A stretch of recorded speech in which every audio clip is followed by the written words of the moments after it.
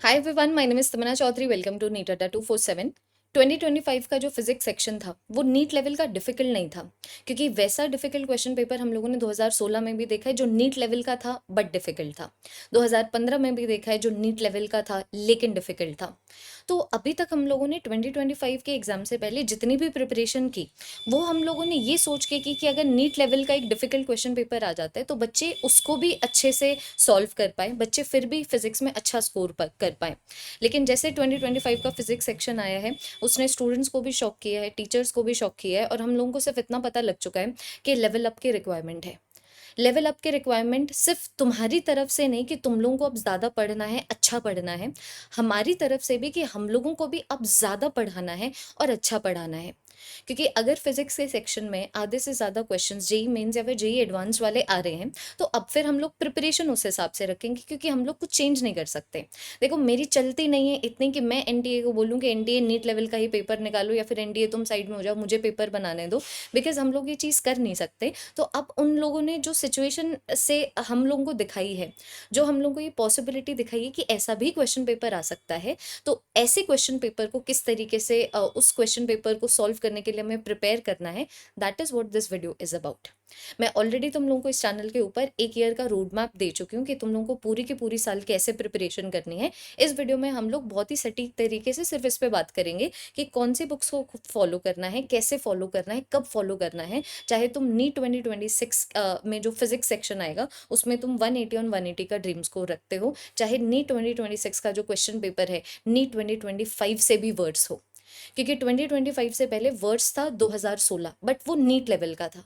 हमें पता था कि भाई ये हमारे दायरे हैं, ये नीट के दायरे हैं, इन दायरों के अंदर पढ़ाना है। लेकिन 2025 के बाद ये दायरे हट गए हैं तो हमारी प्रिपरेशन में भी दायरे हटेंगे। मतलब ये जो साल है, ये साल एक भी ऐसा बच्चा नहीं होगा जो 6 महीने पढ़ के नीट को क्रैक कर रहा है, 4 महीने पढ़ के नीट को क्रैक कर रहा है, 8 महीने पढ़ के नीट को क्रैक कर रहा है। क्योंकि ऐसे भी स्टूडेंट्स हैं, 2025 को अभी साइड में रख दो, ठीक है, ऐसे भी स्टूडेंट्स हैं जिन्होंने सिर्फ 4 4 महीने पढ़ के 150 लेके आए हैं फिजिक्स में। ठीक है, 6 6 महीने पढ़ के 165 लेके आए हैं फिजिक्स में। अब वो काफ़ी नहीं होगा, क्योंकि अब एग्जाम किसी भी तरीके का आ सकता है। अगर 2026 का एग्जाम लेवल इससे भी टफर हो तो भी तुम लोगों को कौन से बुक्स फॉलो करनी है, क्या स्टडी मटेरियल होना चाहिए, उसके बारे में बात करते हैं। तो देखो, जनरल वीडियो है, मैं चाहती हूँ ये इन्फॉर्मेशन हर स्टूडेंट के पास हो, चाहे मुझसे पढ़ो या किसी और से पढ़ो, ये इन्फॉर्मेशन तुम्हारे पास ज़रूर होनी चाहिए। तो सबसे पहले बुक आ जाती है एनसीईआरटी फिजिक्स। अगर तुम लोगों ने 2025 का फिजिक्स सेक्शन भी देखा ना, तो उसके अंदर काफ़ी ऐसे क्वेश्चंस थे जो डायरेक्टली फिजिक्स एनसीईआरटी से आ रहे थे। अच्छे क्वेश्चंस थे लेकिन फिजिक्स एनसीईआरटी से आ रहे थे। तो फिजिक्स एनसीईआरटी को तुम लोगों को सॉल्व करना ही करना है, चाहे उसके अंदर जो भी कंसेप्चुअल क्वेश्चंस हैं या फिर स्टेटमेंट बेस्ड क्वेश्चंस हैं या फिर न्यूमेरिकल क्वेश्चंस हैं, तुम्हारे बिल्कुल फिंगर टिप के ऊपर होने चाहिए। दूसरी दो बुक्स आ जाती है एच सी वर्मा और एस एल अरोरा। अब देखो, मैं यहाँ पर डी सी पांडे बुक का भी नाम लेना चाहती थी बट वो बहुत ही अनरियलिस्टिक हो जाता है कि 3 बुक्स एक बच्चा खुद से कैसे सॉल्व करेगा। जो मुझे फॉलो करेंगे उनको उनके साथ क्या होगा, उनको कौन से बुक्स फॉलो करनी है उसको भी मैं एड्रेस करने वाली हूँ अगले 4 से 5 मिनट में। अभी के लिए ये सुनो। तो इसीलिए मैंने 2 बुक्स का नाम लिया है कि एक एच सी वर्मा ले लो, एक एस एल अरोरा ले लो, ये दोनों बुक्स तुम्हारे पास होनी चाहिए। और मान लो अगर किसी बच्चे को ये लगता है कि भाई हम 2 बुक्स नहीं फॉलो कर पाएंगे, हमें सिर्फ एक ही बुक फॉलो करनी है, तो वो एक बुक कौन सी रहेगी इन दोनों में से? तो मैं बोलूँगी एस एल अरोरा को तुम लोग प्रायोरिटाइज कर सकते हो। द रीज़न बीइंग कि इसके अंदर जो क्वेश्चन है ना, डेफिनेटली उनकी जो फ्रेमवर्क है बहुत अच्छी होती है। जैसी अच्छी फ्रेमवर्क तुम लोगों को 2025 फिजिक्स सेक्शन में देखने को मिली थी। इजी क्वेश्चंस की भी अच्छी फ्रेमवर्क उनको मीडियम बना देते हैं, थोड़ा सा टाइम कंज्यूमिंग कर देते हैं। तो अगर तुम लोग इसी तरीके से प्रिपरेशन करोगे कि जब तुम इजी और मीडियम लेवल के क्वेश्चंस भी डिस्कस कर रहे हो वो भी एक अच्छी स्टेटमेंट के साथ कर रहे हो, तो मुझे लगता है कि 2026 में जैसा भी क्वेश्चन पेपर आए तुम लोग तैयार रहोगे, है ना। तो एस एल अरोरा बुक की बात करूँ तो अच्छा क्वेश्चन फ्रेमवर्क है, इसके अंदर कोई प्रमोशन नहीं है ये, मैं बस तुम लोगों को एज ए टीचर बता रही हूँ क्योंकि मेरे दिमाग में तो सारी बुक्स हैं, है ना। उसके अलावा इसके अंदर एनसीईआरटी के क्वेश्चंस भी है, कंसेप्चुअल क्वेश्चंस भी है, high order thinking skill questions भी हैं, और ऐसे क्वेश्चंस भी हैं जिसके अंदर एक ही क्वेश्चन के अंदर 4 5 कॉन्सेप्ट्स लग रहे हैं और फिर तुम लोग फाइनल आंसर तक पहुंच रहे हो। ठीक है, तो मैं दोनों ही बुक बोलूंगी, लेकिन अगर किसी बच्चे को लगे कि दी अभी के लिए एक फॉलो कर लेते हैं तो एस एल अरोरा की बुक, ठीक है। और लास्ट में आ जाते हैं तुम्हारा कोई भी मॉड्यूल। अब देखो, 2025 के पेपर ने तुम लोगों को ये भी बता दिया होगा कि बिना कोचिंग के नीट अब नहीं हो सकता। आई नो नीट 2025 का जिस तरीके का फिजिक्स केमिस्ट्री बायो का जो सेक्शन आया था कंपेरेटिवली डिफिकल्ट आया था, ऐसा पेपर आया था जो मे बी नीट लेवल का ना हो केमिस्ट्री और फिजिक्स के लिए। लेकिन बात यह है ना कि जिन बच्चों ने कोचिंग नहीं ली, अगर वो इतना स्कोर कर रहे हैं, तो जिन बच्चों ने कोचिंग ली है वो इतना स्कोर कर रहे हैं। भले ये अपने से कम कर रहे हैं, क्योंकि अगर नीट लेवल का आता क्या पता वो इतना करते, उसी तरीके से अगर नीट लेवल का आता तो क्या पता ये इतना करते। लेकिन बात ये है कि जो बच्चे कोचिंग लेते हैं उनकी डेफिनेटली उनका ज़्यादा स्कोर आता है। तो चाहे तुम ऑफलाइन कोचिंग ले लो, तुम ऑनलाइन कोचिंग ले लो, लेकिन प्लीज़ कोचिंग से पढ़ना, प्लीज़ टीचर्स की गाइडेंस में पढ़ना, वरना तुम लोग बिल्कुल बौखला जाओगे, तुम्हें समझ नहीं आएगा कब हम लोग कहाँ से क्या पढ़े, स्टार्टिंग कहाँ से करनी है, एंडिंग कहाँ से करनी है, टेस्ट कौन से देने हैं। इसलिए बेस्ट होता है कोई भी कोचिंग लो, क्योंकि हर बैच के साथ एक अटैच्ड टेस्ट सीरीज होती है, और बिना क्वेश्चन प्रैक्टिस किए या फिर कम क्वेश्चन प्रैक्टिस किए तुम नीट 2026 के लिए प्रिपेयर नहीं हो सकते। फिर तो तुम लोग सिर्फ बाय चांस चल रहे हो कि एक अगर जैसे नीट का पेपर आता है इजी मीडियम लेवल का फिजिक्स के लिए, अगर वैसा आ जाए तो हम स्कोर कर लेंगे। लेकिन अगर नीट लेवल का डिफिकल्ट आ जाता है, जैसे 2016-15 में आया था, तो भी तुम्हें दिक्कत होगी। और या फिर अगर नीट लेवल का ही नहीं आता है, जैसे अभी 2025 में आया था, तो भी तुम लोगों को दिक्कत होगी। तो कोई भी कोचिंग इंस्टीट्यूट के जो तुम लोगों को मॉड्यूल्स मिलेंगे, वो मॉड्यूल्स तुम लोगों को क्लासेस के साथ लगाने हैं। देखो, जो नीट की प्रिपरेशन है ना, उसके अंदर कई फेजेस आते हैं, जैसे कि सबसे पहले डिटेल कवरेज फेज, फिर डिटेल रिवीजन फेज, फिर क्विक रिवीजन फेज। और क्विक रिवीजन फेज कितना भी हो सकता है। जैसे कि अभी अगर मैं पिछले साल की बात करूं, तो एक साल में हम लोगों ने पेड प्लेटफॉर्म के ऊपर ही 4 बार सिलेबस कंप्लीट किया है। एक डिटेलिंग में सिलेबस कवर किया है, फिर उसको हम लोगों ने डिटेलिंग में रिवाइज किया है, फिर हम लोगों ने क्रैश कोर्स में उसके क्विक रिवीजन किया, और लास्ट में हमारा प्रैक्टिस बैच था 720 प्रैक्टिस बैच, जिसके अंदर हम लोग सिर्फ क्वेश्चन प्रैक्टिस कर रहे थे। तो मेरा पॉइंट ये है कि तुम्हारी पूरी की पूरी प्रिपरेशन के दौरान, बिकॉज मल्टीपल स्टेजेस हैं, तो समझो कि जब तुम लोग डिटेल्ड कवरेज कर रहे हो ना, उस दौरान तुम लोग मॉड्यूल्स को फॉलो करो, उस दौरान तुम लोग एनसीईआरटी फिजिक्स के साथ चल सकते हो। और फिर एक बार जब तुम्हारा डिटेल रिवीजन फेज आ जाए या फिर क्विक रिवीजन फेज आ जाए तब तुम लोग एस एल अरोरा या फिर एच सी वर्मा की बुक को फॉलो कर सकते हो। तो इस तरीके से इन फेजेस में तुम लोग को इन बुक्स को फॉलो करना है, एक ही साथ सारी की सारी बुक्स लेके मत बैठ जाना, क्योंकि ये ना बहुत ही बहुत ही अनरियलिस्टिक है।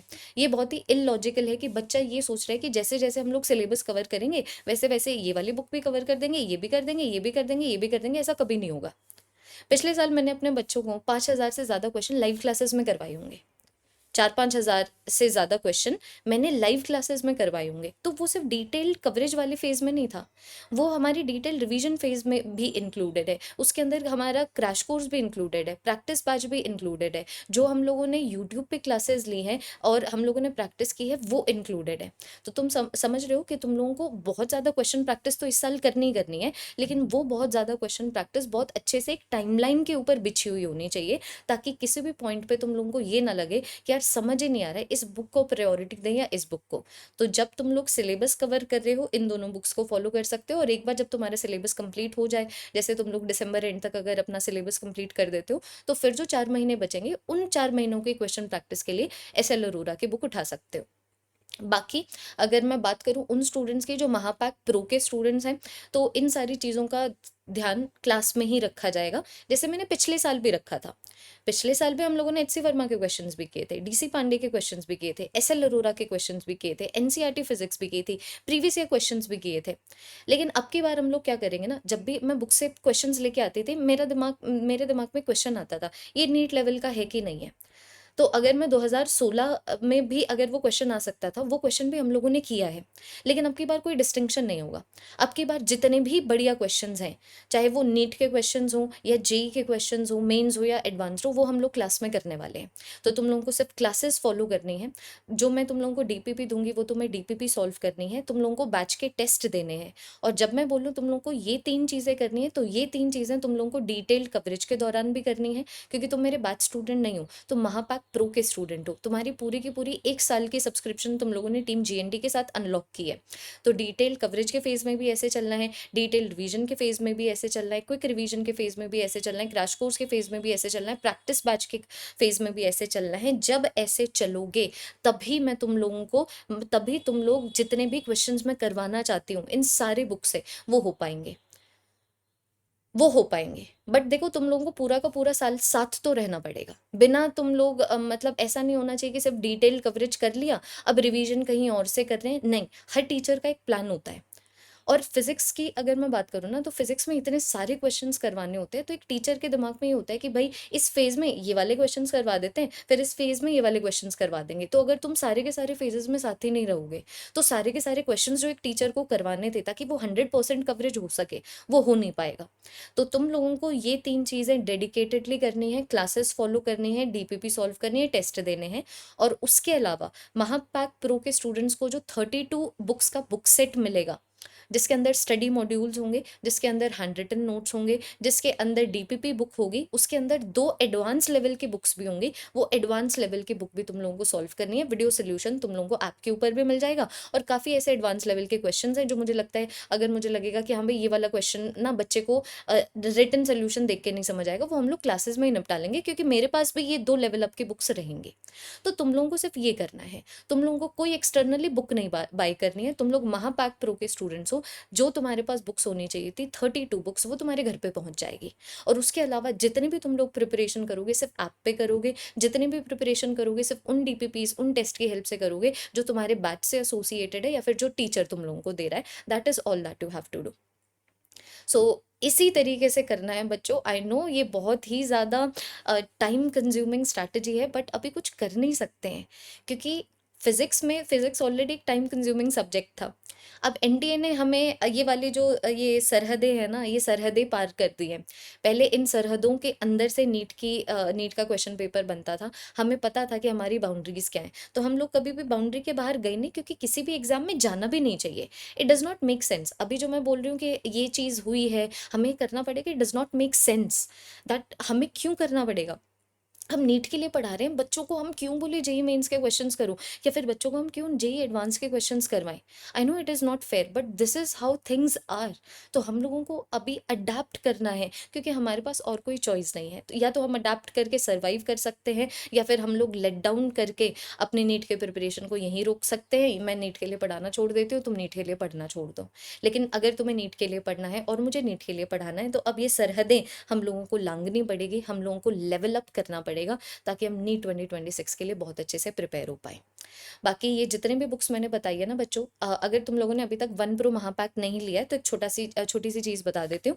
तुम्हारी ईयर लॉन्ग सब्सक्रिप्शन है, सारे बैचेस, उनके सारे टेस्ट विद वीडियो सोल्यूशन, सारी डीपीपीज, रिकॉर्डेड लेक्चर सब तुम लोगों को मिल जाएंगे। उसके अलावा 32 बुक्स का जो बुक सेट है तुम्हारे घर पे डिलीवर करवाया जाएगा, जिसके अंदर 2 लेवल अप की बुक्स होंगी।